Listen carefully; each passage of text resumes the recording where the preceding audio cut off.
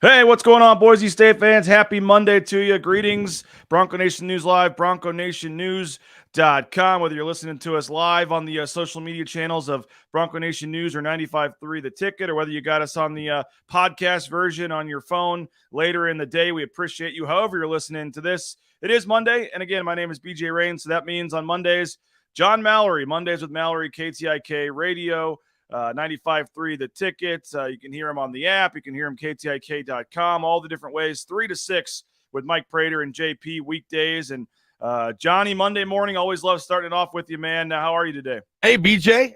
Nice day. Looks like the weather is going to contribute to all these factors of making this maybe the best Monday morning hit with BJ we've had up to this point. I know we're searching for topics this time of year, but luckily I think this town's providing us with some pretty juicy topics to talk about. And this helps me, man. I pop out of bed on Mondays because I know I gotta hang out with BJ Rains for a little bit. So I'm ready to go, fired up. Sean Kemp, Gary Payton, 1996.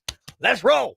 I'm glad you said it's working out for you, because when I was negotiating with Mike Prater, the one day he said is, I'm not doing Mondays. Yeah, I'm glad the Mondays with Mallory, we were able to convince you to do that, or we might have been in trouble today. Prater didn't, he said any day but Monday is fine with him. But after a Sunday of watching sports, you're always eager and willing, even at less than 100%, to get up with us early, and we appreciate it, man. Looking forward to today's show.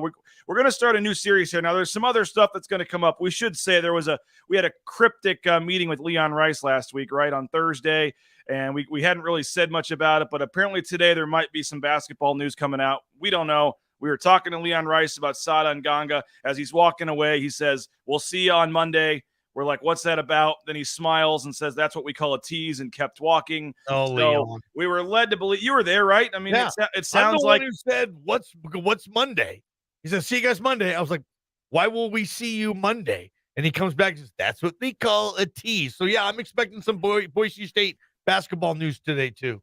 Yeah, so I don't know what we're looking at in terms of it's our Moose returning or a big donor, or who knows? Whoever. Folks can speculate and guess all they want, but who knows if he was even being serious. He might have just been messing with us. So be on your toes. We have no information. There may be some basketball news today, and if there is, we'll hear about it from 3 to 6 with Prater and Johnny, or maybe it's going to happen during the show here. Who knows? We'll see. But speaking of basketball, we are going to start a series here, Johnny. If other stuff pops up, we'll talk about that. But as you said, we're kind of getting into the off season here where there's not as much going on. But I wanted to, we kind of talked about basketball, and then, the season ended so abruptly, and then we went right into spring football. I kind of want to give, some players their due. And so I kind of thought for the next 2 weeks, here on the show with the various guests, whether it's you or Tust or Prater, we'd kind of, take a different player every day from the basketball team, in particular the ones that are coming back next year, and just kind of analyzing their season, their strengths, their weaknesses, their good, their bad, and what we see kind of as the projections for them moving forward on this team. And so we're going to start off today with a guy that I know is one of your favorites. He's a guy that obviously is a lot of Boise State fans' favorites, and that's Najee Smith. Najee Smith, obviously the transfer coming over from Coach Ice College. And, first year didn't play a whole lot. Got, I think, 6 minutes a game or so his first year with the Broncos. But year 2 last year, Johnny, he really stepped up and was very valuable. And if you're going to be a Mountain West championship, top 25 caliber team, guys like Najee Smith that kind of do the dirty work quietly, put up some points and rebounds and blocks off the bench. He was a very valuable piece to this team this year. And I think there's still room, BJ, for a lot of improvement with Najee. And that's a great thing, right? I'm not going to say that, he should be in the starting lineup. If he is in the starting lineup, good for him if Leon and his staff want to go in that direction. But for me, BJ, Najee Smith has potential to be one of the top 3 and D guys in the Mountain West. There we go. It only took about 20 seconds for you to get to your favorite term there with Najee. Yeah, 3 and D. And that's Najee Smith for me. Now, Prater said it better than I've ever heard anybody say it. And I don't, he said, when Najee Smith shoots a 3, I feel like I have to run to a church and say a prayer. And there was a time at this season where he was struggling from downtown. I thought that got better throughout the course of the season, and I would expect Najee Smith to be in the gym shooting up to 500 to 1,000 threes a day. That's what a lot of college basketball players do. And for Najee Smith, BJ, to be able to take a 328 3-point percentage and next year have that be 368, right? Can he become a 37, 36% 3-point shooter? I think he's going to need that. His length and his athleticism, I mean, they say, hey, this guy might play some type of pro ball, right? He's a gifted athlete. So I think the sky's the limit for Najee, and it's great that they have him back. But again, I think he can be, maybe the 6th man of the year in the Mountain West next season, or be close to that. And they need that, but he's got to be a better shooter. He can't shoot 32% from downtown next year, BJ. That's got to get up to 35 to 37%, in my opinion. And defense, I know he'll continue to work on that. It's a big fabric of his game, and I think he's going to improve on the defensive end as well, which, again, he needs to. Cool thing about Najee, he can guard essentially 1 through 3 positions at an elite conference caliber level. He's a nice piece to the puzzle, as you said. Oh, I would say maybe even the 4 with his leaping ability to block and stuff. I mean, he's 6'7". He had some big blocks, some big moments there, and he does have a weird shooting motion. That's the one thing. He kind of shoots the ball and it spins sideways when he shoots it. Folks can get their comments in, their questions in on Najee Smith. What do you think of Najee last year? What do you think of Najee Smith's kind of outlook forward? Again, we're kind of focusing on him today. We're hoping on a couple of these shows to actually get interviews with some of the players, but we weren't able today to set it up with Najee Smith. Tomorrow we'll focus on Pavle Kuzmanovic, and we'll kind of move down the line, but we're starting with Najee because I know Johnny's a big fan of his. And you look at his games, Johnny, he had 6 games in double figures. First game of the season, Utah Valley, he had 15 points. He was 6 of 6 from the field in that game. He had a road game at CSUN where he had 17 points. He was 7 of 7 from the field in that game. He had a big stretch in the middle of the conference season at Nevada. When Boise State was really starting to get it going. At Nevada, he had 11 points, 5 of 7 shooting in 19 minutes. The very next game on the road at New Mexico, he had 14 points, 5 rebounds in 27 minutes at New Mexico. And then 2 other games that stood out to me. San Diego State at home, obviously a huge game, where they won because of the missed free throws. And Kejab hit the free throws at the end of the game, so every point mattered. He had 13 points in that game on 4 of 6 shooting in 21 minutes. And then that semifinal game against Wyoming there in the conference tournament, he had 10 points on 4 of 6 shooting. So he had 6 games in double figures. He stepped up in some big games and produced. And but I think it's the rebounding. I think it's the block shots. It's the defense. I mean, he's going to give you 100% effort. And you just see him on the bench and you see, who's the guy, Johnny, before the game when they get in the huddle?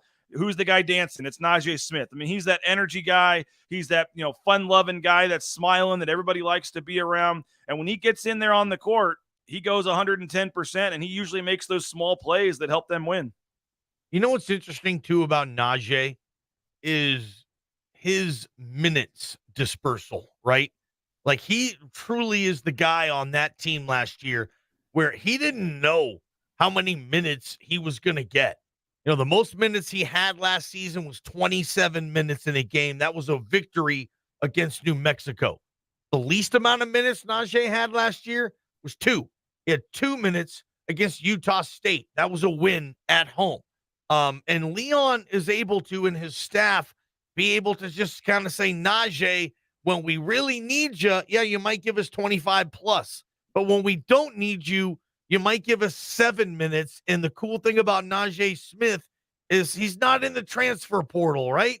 A lot of guys would be. When they don't know their minutes and they don't know their touches and they don't have their role completely spelled out for them on a nightly basis, that's when it's like, okay, we're out of here. Najee's not that type of cat, and I love him for that.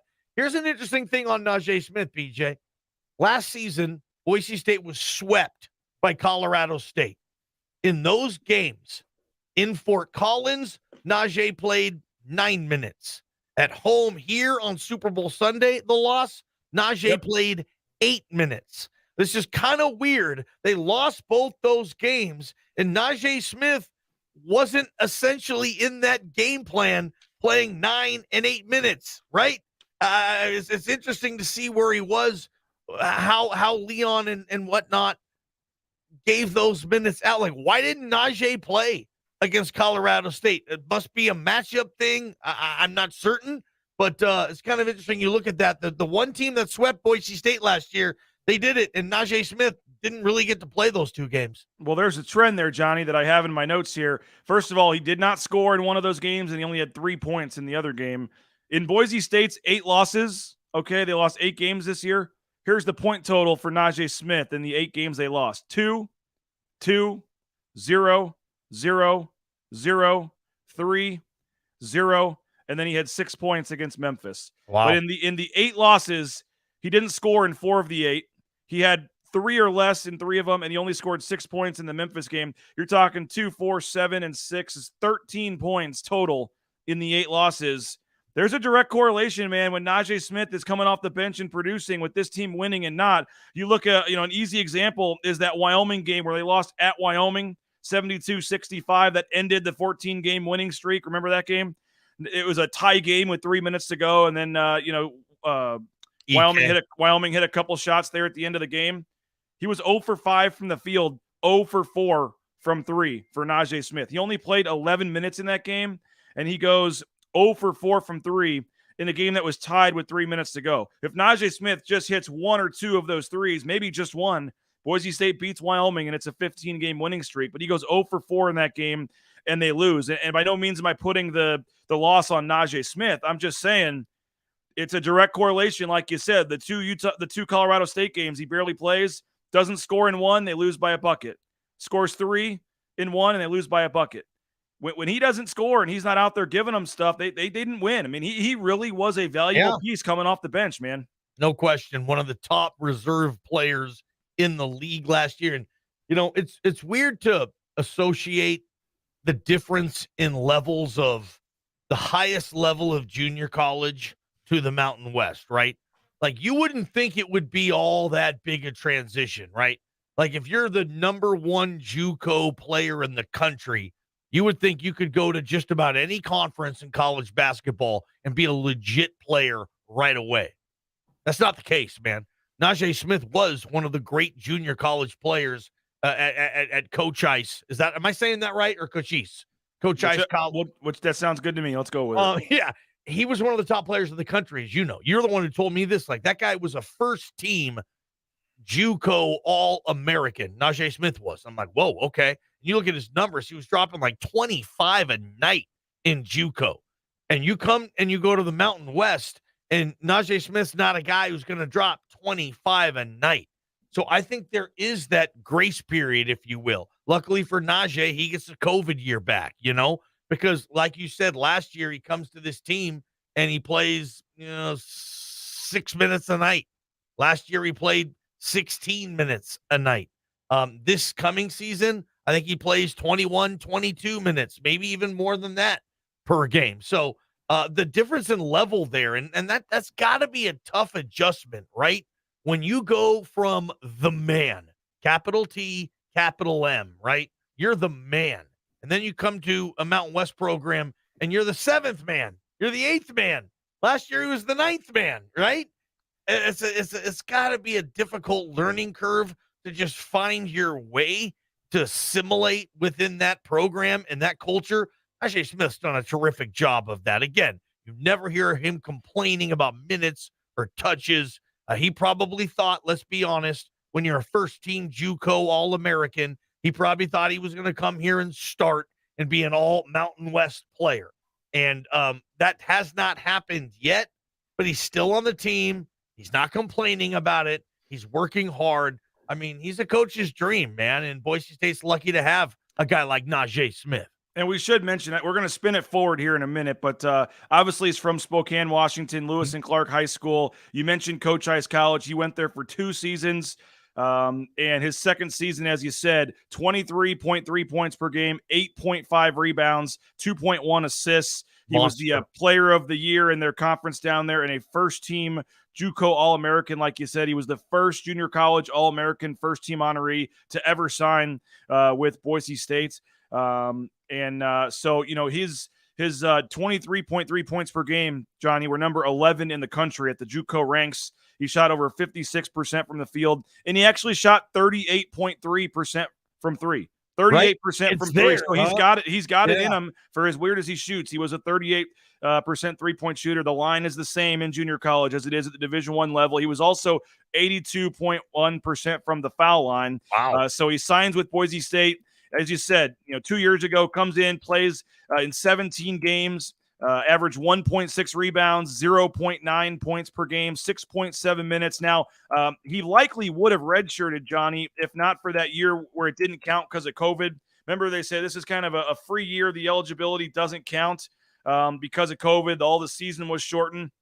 And it's interesting. They didn't count it, and then they give you the year back, too. So he's actually, that year didn't count, I guess. And so now he is the senior this year coming up where he would have been gone. He played 2 years here. His eligibility should have been up, but he gets the extra year. And we should say Boise State hasn't actually announced that he is going to come back, but he said numerous times during the season. I don't think it's much of a, big deal to announce or anything, that him and Lucas Milner both already basically said we're coming back. So this is an extra year for him. He gets a bonus year.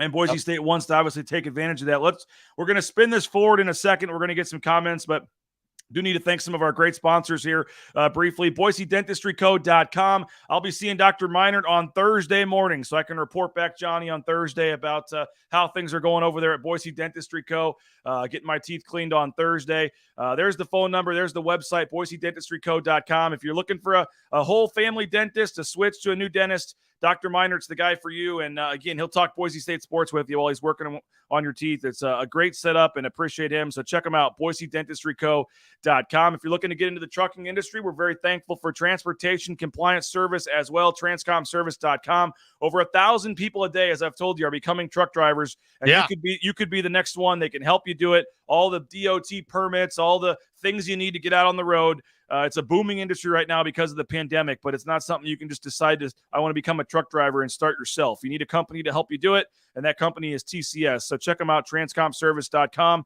They're a local company that helps national folks just like United Commercial Insurance. They're based in Boise, but they can write policies for business owners in 44 states around the country. So check them out, UnitedCommercialInsurance.com.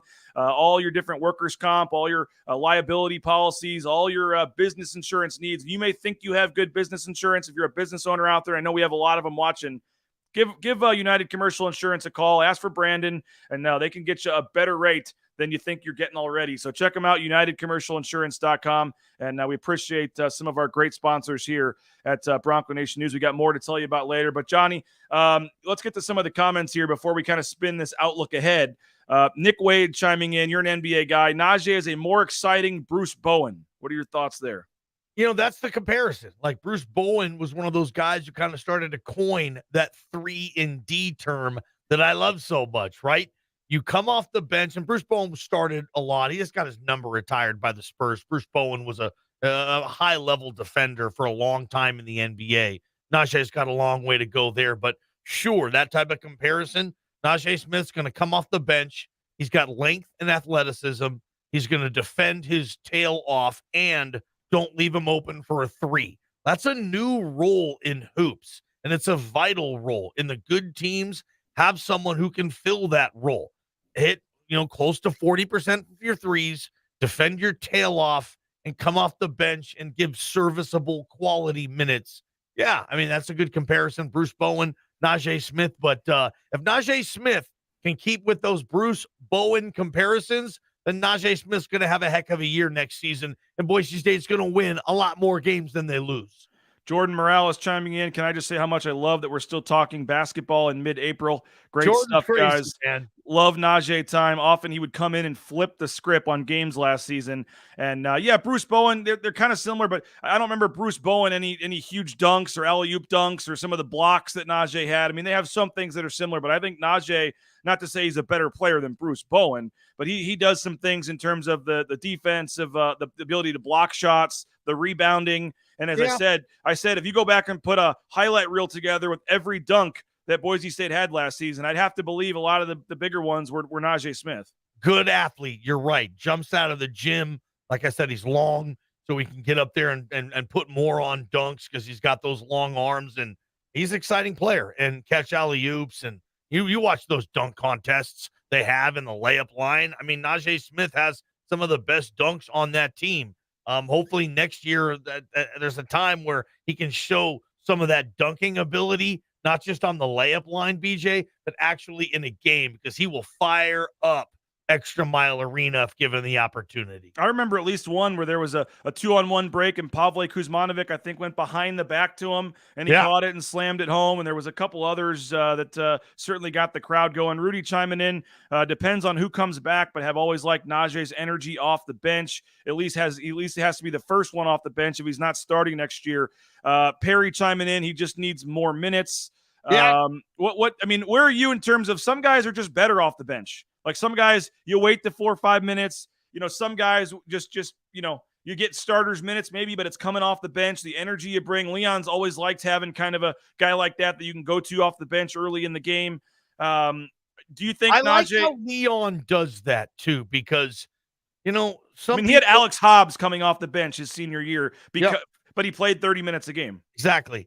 And like Max Rice last year, who was the sixth man. Max Rice was in most games before the first media timeout, BJ, which is at the 16-minute mark. Leon likes getting the bench guys in early, and I support that because it's just not an easy task. It's so much easier just to be a starter and get into the flow of the game. Coming off the bench, I mean, there's a lot that has to do with that. Najee stepped up to the plate. Not a lot of people, BJ. Most players, they hate coming off the bench. Their mom and dad don't like it. Their girlfriend doesn't like it. Their friends, why aren't you starting? You're a JUCO first team All-American. What's going on here? Well, this is my role. And so it's not an easy role to play. And Najee Smith does a terrific job of that. And, like you said, his minutes, we've seen a major increase in those every year. He played 16 minutes a night last year. That's 8 minutes a half, roughly, okay? About half the game. I think those minutes go up to 22, 23 minutes next season, where he's playing about 11 minutes a half, right? And Boise State's going to need that because, look, guys get better, Najee Smith's in the gym. He's working out. He's developing as a person. He's growing as a basketball player, but as also a student athlete and just a dude. He's going to be better next year, and that's a good advantage for Boise State to have, and I think he's going to have a pretty good season next year. But is he going to start? Probably not. And maybe I shouldn't say this, but my first thought is, and maybe you agree with me on this or not, BJ, but my first thought on Najee Smith is, if he's starting, is that a bad thing for Boise State, or is it a good thing?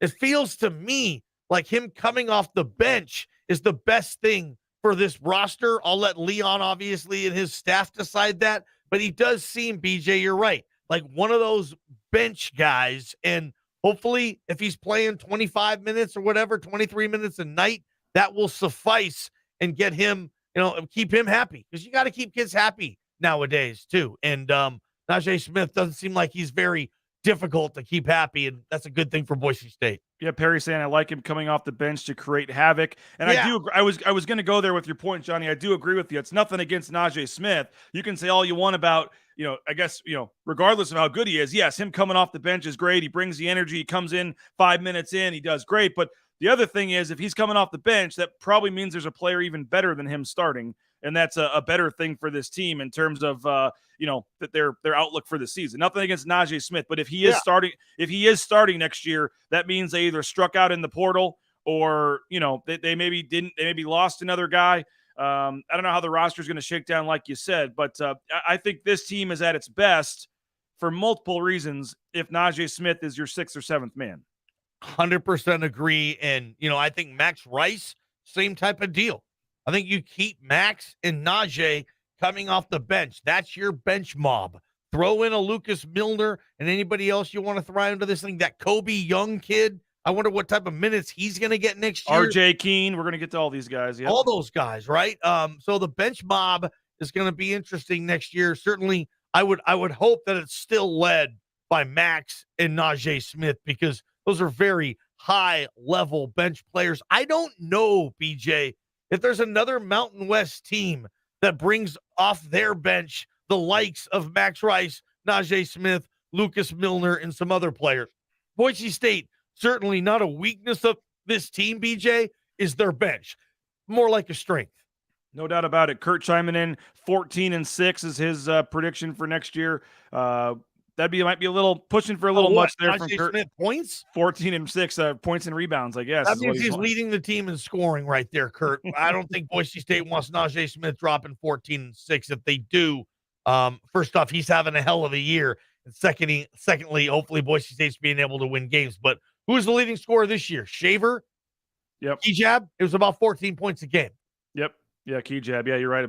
Hey, Najee quick thank average, you. 6 or 7 points at the most. But Ridley's Family Markets, shop Ridley's.com, 13 locations. We appreciate them. The at-home shopping, the Skip app, all that great stuff. You can check them out, shop Ridley's.com. The Blue and Orange store right there at Boise Town Square Mall. You can also check them out online, theblueandorangestore.com, where you get all the flash sales, the daily deals, all the Nike gear, everything. Check them out, theblueandorangestore.com. Johnny, we really appreciate your time today, man. Great stuff. And who would have thought we could have spent 28 minutes talking about solely Najee Smith? But that's the way it goes. We appreciate the comments from everybody. And I guess we'll be waiting to see about this news. If there is something that happens today, you guys will have it, right? Absolutely. See what Leon's got.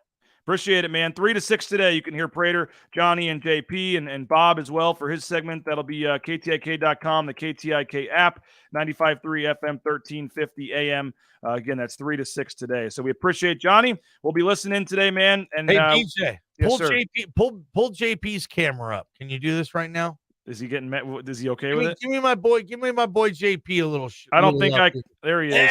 There he is. Appreciate it. He's already mad because it's 9:30. I got to get off here before I go over the limits. So, see you guys. Take care. Bronco Nation News, BroncoNationNews.com.